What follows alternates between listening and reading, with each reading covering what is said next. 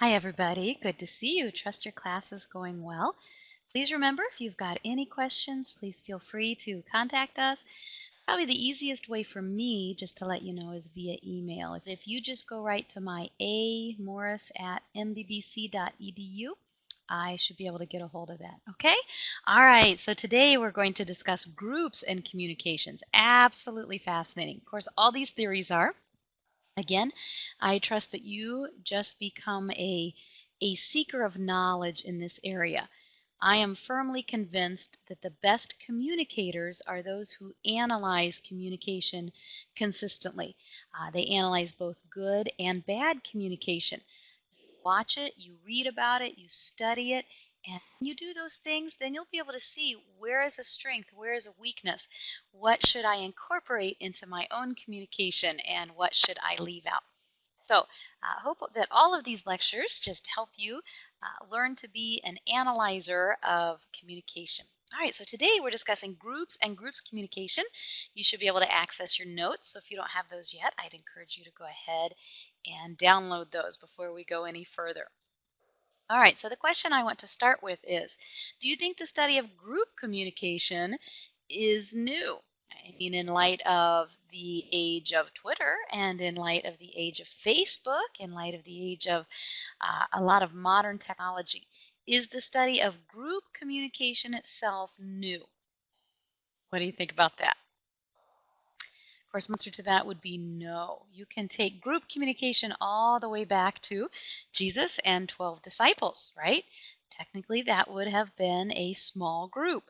And we can certainly analyze their communications, their inner conflicts, their likes, their dislikes, as we read about them, specifically in Matthew, Mark, Luke, and John in Scripture. And even before then, we most definitely had some groups and groups communication. Go back to the Tower of Babel. You have a large group, and we'll talk about what makes up a group, what are some qualifications. But the study of group communication is not new, but it is certainly necessary, especially in this era of technology. If you go all the way back to the Dutch philosopher Baruch Spinoza, was alive during the 1600s. Absolutely fascinating individual. You should go look him up and read about him and some of his philosophies. They were interesting, but one thing that he is noted for saying is that humans are social animals, and thus other people have a great influence on our attitudes, our behavior, and even our perceptions. Very interesting. We are social creatures, aren't we? Uh, you might have some people who are quiet and some people who are hermits, but I think that we can say in the majority of the people around this globe, they are social. That's why social networking is so enormous these days. But even in the 1600s, there was a recognition of this issue. And because of that recognition, then you had books like Nathaniel Hawthorne's The Scarlet Letter. If you have not yet read that novel, I would encourage you to go do it. It's got some very interesting angles, but one of the issues at stake was, how does society perceive, how did society look upon and accept, reject those who had committed a sin? And obviously, if you've read it, you know that Hester was supposed to wear an A for her adulterous act, and she had to wear that for life. And really, read the Scarlet Letter again and look at it as a perception of groups, and how did the groups view certain things? How were the people of that day interested, and how did they communicate in and among themselves regarding that? What I want you to write down, one of the first things is to recognize one of the key individuals with this theory is a man by the name of Bruce Tuckman. Bruce Tuckman.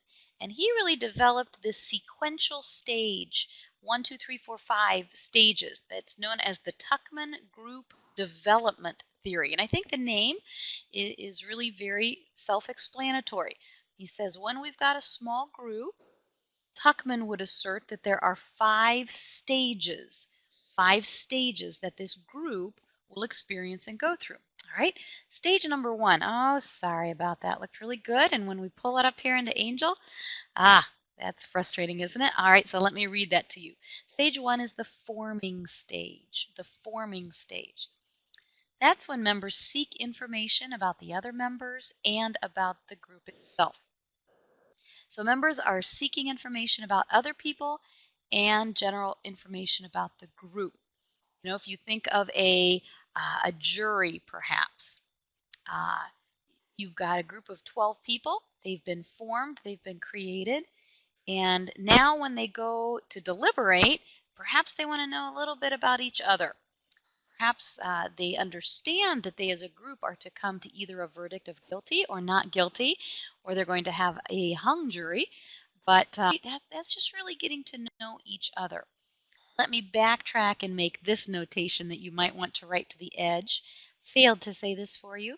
When we are dealing with small groups in particular, we're thinking of that anywhere between 3, some books will say 12, other books I've read that say 15, but really we're looking at groups somewhere between 3 and 15.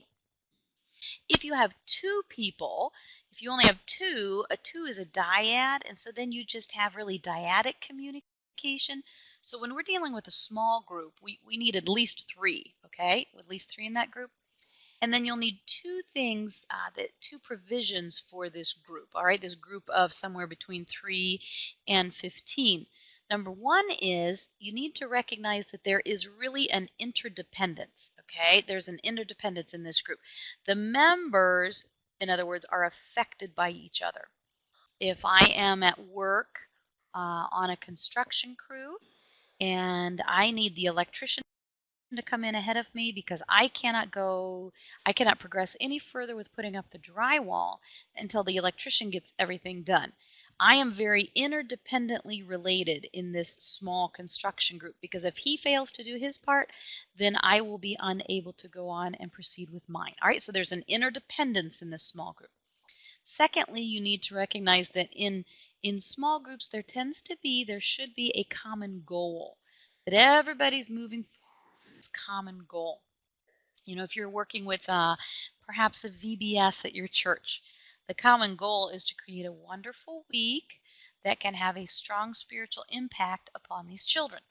If you are at a camp and you're a camp counselor, your common goal, again, is to provide a good experience, a safe, wholesome experience for these campers. And if it's a Christian camp, a camp under which they can thrive and grow spiritually.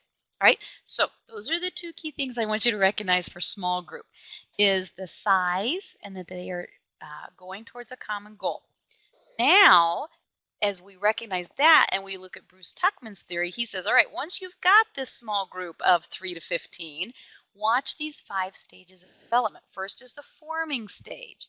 The stage where the members are going to try to find out about each other. Go back to that camp counselor. You've got counselors coming from all over America, right, to work together.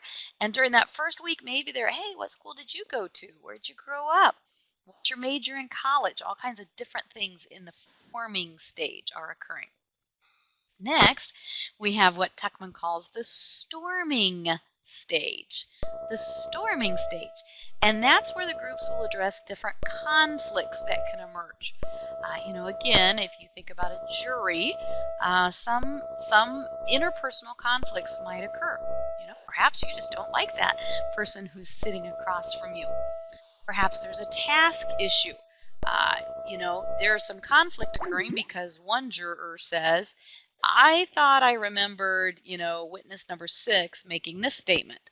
And another juror says, no, that is not what was said. So you've got this moment of tension that can occur during storming. Then Tuckman would assert that we move on to the norming stage. The norming stage. Again, the first 2 stages are just trying to really find out each other and find out what's going on. The norming stage, though, you really get a cohesion. You really get a glue. That's a good thing. The group will begin to feel united, and they start to say we instead of just I. There's not just the personal agenda at stake here. The group really sees this need to progress forward. They want to go. They want to accomplish. That's a good thing. That's a good thing. And so you have to oftentimes work your way through the awkwardness of the storming stage before you get to the norming stage. The norming stage then naturally really flows into the cohesion stage. Cohesion, just like it says, members participate more and more and they're satisfied. In other words, if I feel like you're listening to me and I feel like we've got the same common goal, we are really starting to move forward, and there's really this pressure. The individual who tries to be, tries to perhaps thwart the group really is pressured to just give in. Now that's where we start seeing the group, whole group working together, the strength of the group, cohesion stage. Then finally we have the performing stage. That's where they establish the procedures and the role structure, and they really, this is pivotal for the final decision. And then after your performing stage, you'll get to that final. This is what we've got to accomplish. The jury needs to try to figure out: are they guilty? Are they not guilty? Are we going to let this be a hung jury because we simply cannot decide on it? Oftentimes, you'll find some books that would actually give you a number 6, and that's your adjourning stage. You say, well, isn't that an obvious? Well, yes and no. The adjourning stage for a group that accomplishes what it wants to. For example, go back to the camp counselors. At the end of summer, they have to go home, right? So they adjourn because of the nature of camp being most often that which occurs in summer. Though you may still have some other small camps throughout the year, the majority of the camps are summer. So the time frame will cause for the adjournment. Perhaps if you've got some politicians who are unfortunately involved in some, unethical proceedings, then perhaps the law would actually step in and say, this must be adjourned. This is illegal. In other words, you can at times have outside forces that come in upon the adjournment. But the adjournment then is the complete conclusion of this small group, at which time, members go on. Perhaps they join another small group. Sometimes they stay in contact. Nowadays with Facebook, it's much easier to stay in contact with perhaps friends that you've met during a period of time. But these are really good steps: the forming, storming, norming, cohesion, performing, and then if you want to add that 6th one, the adjourning stage. Those are absolutely interesting. And listen, next time you're involved in a small group, watch it. Watch the chemistry. Watch how that occurs and learn from it. They have to actually go through that storming stage sometimes in order to function well. You have to have those small conflicts, but most books that you will read on communication theory say, look, you've got to try to keep the conflicts within a small group at the task level. You don't want them interpersonal, because if you keep a lot of conflicts at the interpersonal level, sometimes people cannot work beyond that. Now you say, all right, so Mrs. Morris, let's keep going towards communication. I'll do that. Recognize this, that groups can share rules. They can share standards. Those are often referred to as the norms. So again, within this group, what are the rules, spoken and unspoken? What are the standards, spoken and unspoken? I really want you to think of this as you consider any kind of global work or intercontinental, communication that occurs. We have a lot of industries, right, that have to go international and cross-cultural. And it is really, really, really necessary that if you're going to do something like this, you understand the cultural norms of the group. Very simply stated, and there are many, many beyond this, but oftentimes you can think of a norm as that which would apply to hygiene or hairstyles or greetings. And again, think cross-cultural. In America, we have no problem extending a handshake, but that is not necessarily the greeting in other countries. For example, you go over into the Asian culture and you might find yourself with a necessary bow. In other places, it's actually the kiss on the cheek if you go on into the Mideast. But again, it's really important for you as a communicator to understand what are the group norms when it does come to the greetings. What are the group norms when it comes to hygiene? My husband and I took an international trip once, and it was very normal for the people with whom we were staying to shower maybe once a week, even once every 2 weeks. That was fine. And it was a very, very hot climate. That was the norm for them. Okay, so you just kind of learn to, that's interesting. Not sure I want to live that way, but understand how they function within their norms. Now, recognize this. You can create a powerful group environment, especially if you are the leader. The key is then that each member feels like they're part of a highly connected and supported confidence and community. In other words, you can have a team, and if the team feels like their input is not necessary, if the members feel like no one is listening to them, they will not feel connected, they will not feel supportive, and your community, your sense of confidence for these individuals does not grow. So again, much of this really lies on the shoulders of the leader. It is crucial that the leader is constantly communicating, constantly questioning. Do you feel like, am I listening to you? And if somebody says to you, I don't feel like anybody's listening to me, you should not shrug that off and say, oh, personal. No, you need to stop, go back and say, what was it that caused you to think that way? What can I do to help you not feel that way? All right? Groups, though. Let's keep moving on. Groups and communication really help people succeed. At Maranatha, we have what's known as the FIT program. It's a personal wellness program. And own Jeff Pill, who is just an amazing motivator. I think he is a master motivator. And one of the things that he has that has helped the program successful is somewhat of a buddy system. All right, you're going to exercise. Well, who are you accountable to? Where can you make that accountability? How can I help you succeed?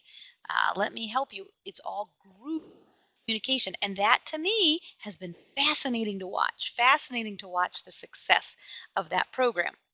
Now, again, look at this picture. So groups can be very powerful in a good way, but look at this picture of a precious Jewish Holocaust victim. You've got a child who is obviously ailing due to malnourishment. And this picture was used very specifically by two people, Eunice Cooper and Maria Jehoda. Obviously, there's a Jewish name there, right? What they did is they showed this picture along with a caption to 160 white, non-Jewish working men. Okay, this is back around 1947. So this picture of this gaunt child. And here's the caption that was underneath it. And again, I want you to think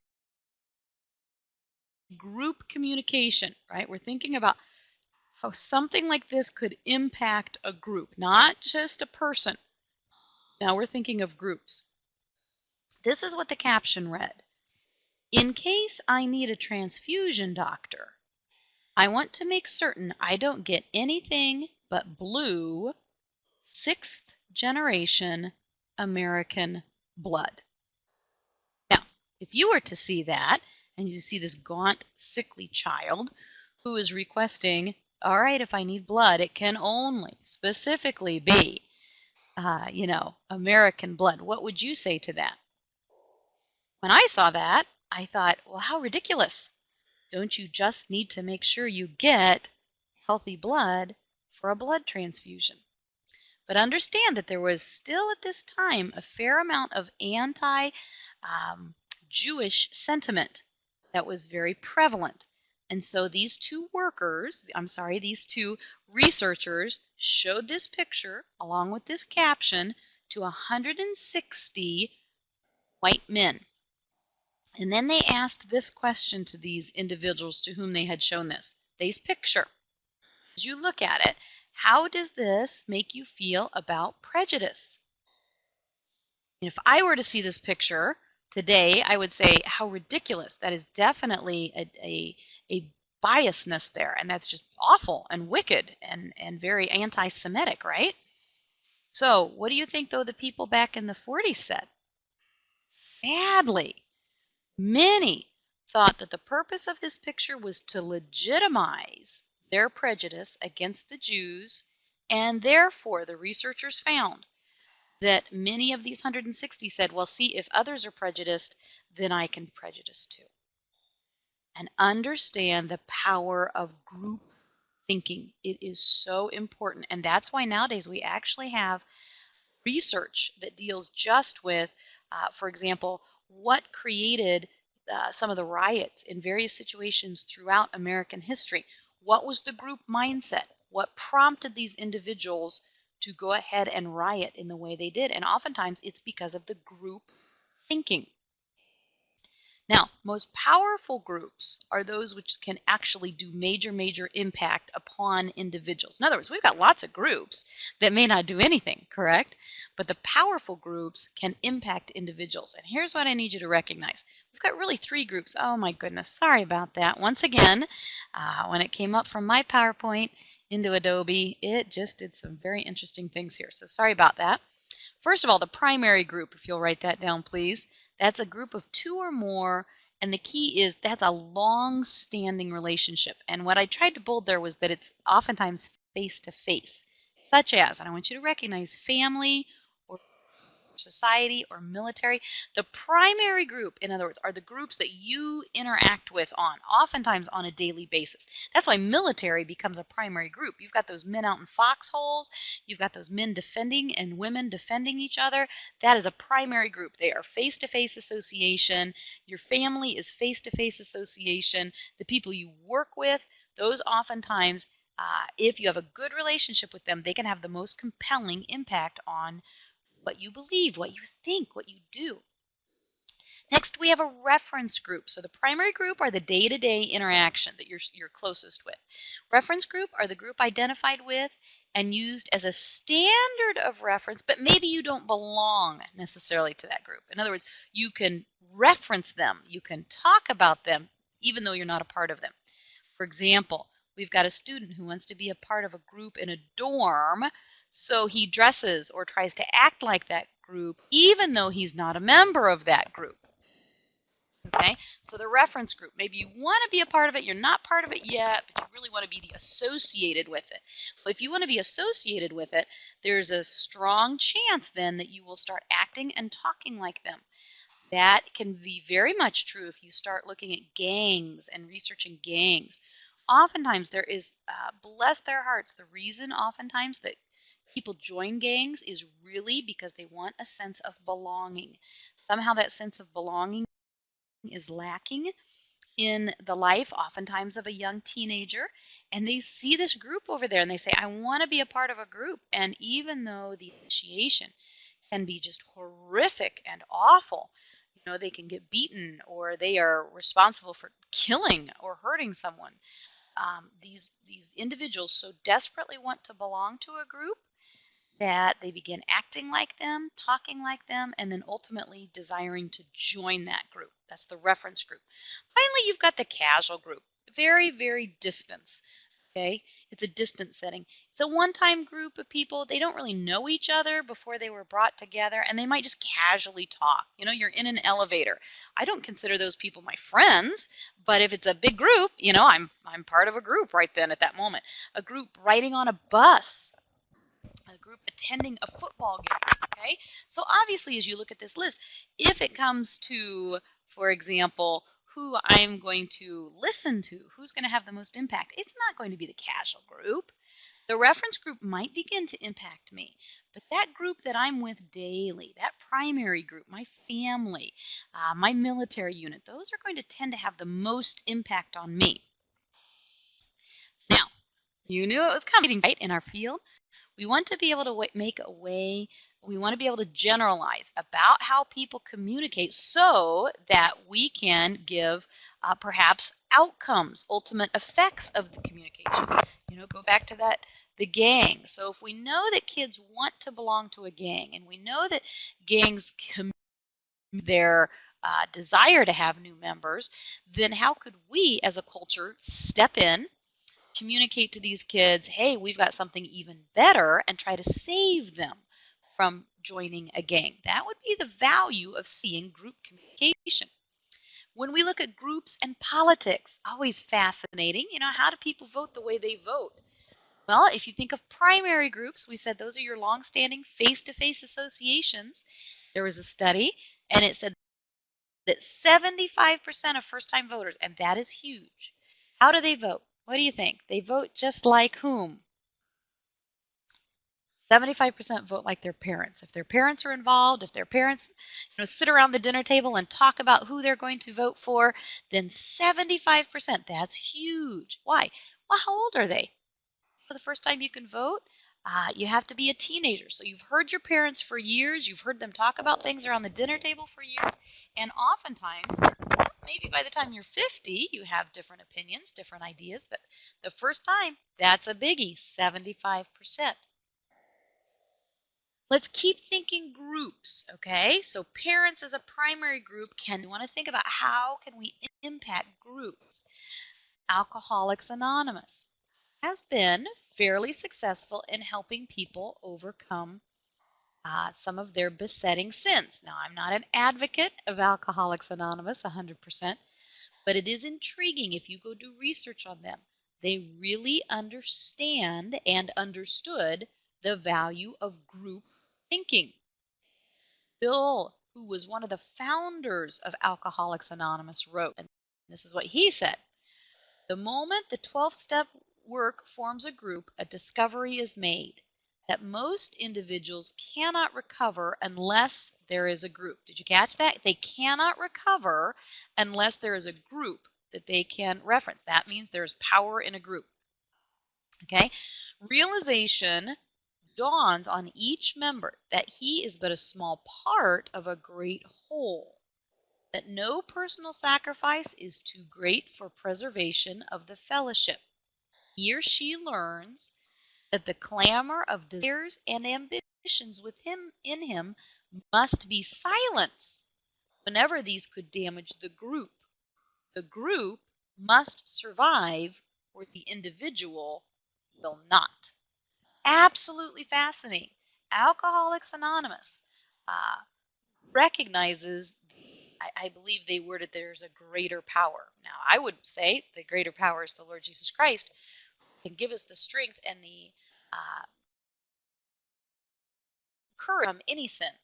Alcoholics Anonymous will not go that far, but they do definitely understand the power of group and how group think can really impact people. Let's keep going. Okay, as you watch TV, as you look at ads in newspapers, start watching how they use the group thought. Okay, you'll start have the group thought instead of just the I. There are lots of commercials that are I, but there are just as many that are very subtle with group. For example, this has a voiceover saying, "I bet a lot of your friends are using this and you know it." Again, my apologies. I am so sorry that this PowerPoint just keeps not fully loading. I wish it were. Maybe if you want, I can send you this so that you can see it better. But love technology, but sometimes it just throws us for a loop, doesn't it? Alrighty, but the voiceover here says, "I bet a lot of your friends are doing this." In other words, the group is doing it. Why aren't you doing it? Can really impact people. If you've got your reference group, then that can be a subtle. That last commercial was subtle, but we can flat out have very, very overt. They're in no way attempting to be subtle. Look at these titles of books. Definitely an attempt by the authors, don't you think, to impact a group thinking. I mean, I look at the corner one, responsible drinking, and that really just frustrates me. I don't believe there is any such thing as responsible drinking. I think too many people, this is a personal opinion, but I think Romans 12:8 says, or 12:1 and 2, we're not our own. We're bought with a price. And too many people think I can control drinking. And you know what? Too often that is just not the case. So my philosophy is I'm going to stay as far away from it as I can. I'm not going to touch it. I'm not going to be involved in social drinking. But look, here's a book entitled Responsible Drinking. Definitely after a group mindset. How about Gambling Secrets? Insider tips that casinos don't want you to know. Almost like, hey, we're breaking the group here and we'll let you in. Again, I am anti-gambling. Too many people think I can go in and do it. How about preventing homosexuality? A parent's guide to that. On the flip of that, you've got a book saying, um, throw yourself into immoral, unethical situations. And you have a book like My Virginity is Ruining My Sex Life. How sad. But listen, if you're going to mass produce these books, the ultimate goal is you're going to mass impact a society. And that is then impacting a group mindset. We really have a group mindset, which is why it is so imperative, crew, that we are grounded in the Word of God and that we find ourselves in the house of the Lord. Scripture tells us, I was glad when he said, let us go into the house of the Lord. There is something encouraging and molding and shaping about being together in a church that helps us, as long as we have a good church with a good pastor, move forward to bring glory to the Lord's name. So, groups and communication lessons. Just a couple things I want you to write down, okay? Number one, that groups serve to anchor attitudes and then make them hard to change. Groups serve to anchor the attitudes and make them hard to change. Teenagers can be exceptionally vulnerable. That's why for them, church can be very, very necessary in helping to anchor their attitude. Hey, why shouldn't I become involved in this behavior? Why shouldn't I go do this? Wow, well, you know what? I'm thinking there are about 10 people in my youth group that I would let down if I failed in this fashion. Number two, recognize that knowledge of the group that a person belongs to or identifies with can help us predict that person's behavior. If I know that you belong to the NRA, then I can probably predict your behavior. If I know that you belong to the AARP, it might help me. And then that becomes a whole nother issue of understanding ad placement. And that's a fascinating study in and of itself. What magazines will I put this ad in? Who's my target audience? Who buys this kind of magazine? If that's not my target audience, then I'm not going to waste my money there. Number three, oh my, can't even read that one at all. Let me read number three to you, okay? Oh goodness, sorry about this, crew. Three, effective programs of communication. Effective programs of communication involve a combination of mass communication and interpersonal communication. Okay, one more time. I'm so sorry. Effective programs of communication often involve a combination of mass communication and interpersonal communication. One more time. They often involve a combination of mass communication and interpersonal communication. In other words, we understand mass communication. We understand how, the internet can impact millions and millions, and yet we cannot forget the fact there is still that great, great power in a one-on-one setting. One-on-one setting. Okay, number four. I'm nervous about how it's going to show up. Yeah, there we go. Let me read number four to you. Sometimes ways can be found to obtain, let me read this once, okay, and then I'll just listen to it, and then we'll go back. Sometimes ways can be found to obtain some of the advantages of interpersonal communication through the mass comm. One more time. Sometimes ways can be found to obtain some of the advantages of interpersonal communication through mass communication. Sometimes ways can be found to obtain advantages of interpersonal through the mass. In other words, sometimes you can take that big, big communication, the group communication, and you can see what's working there, and you can bring it down to that even smaller group. You're communicating with 15, and it seems to be going well. Maybe you can take some of the things that you learned there, bring it back to dinner table with your family, and get an even stronger communication there because you realized that you were listening better, or that you were responding, or you were trying to avoid conflict at the interpersonal level, and you were keeping it to the the situation and the task at hand. But group communication, crew, group communication is so, so, so interesting. It's so fascinating. And as you deal with technology, both if you're just in a board meeting or you're dealing with people over the internet, I think you'll find a lot to do with group communication. I would encourage you to read more and study more about it. All right. Have a good and godly day. For of what lasting value is a good day if it's not also godly? We'll see you.